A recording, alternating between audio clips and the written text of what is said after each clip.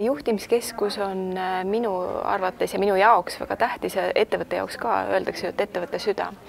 Aga valisin kindlasti sel aastal selle koha sellepärast, et juhtimiskeskuses ma käisin nii-öelda töövarjuks juhtimiskeskuse juhtide juures üle aasta tagasi.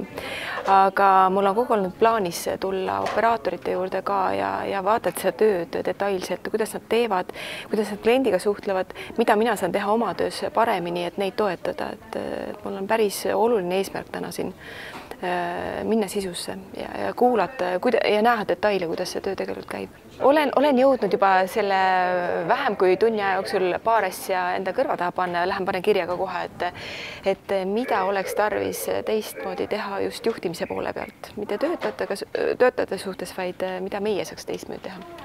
Inimesed, kes siin töötavad, peavad olema kõigepealt väga head suhtlejad. Nad peavad olema väga head kuulajad. Suhtlemises kuulamine on üks olulisem osi.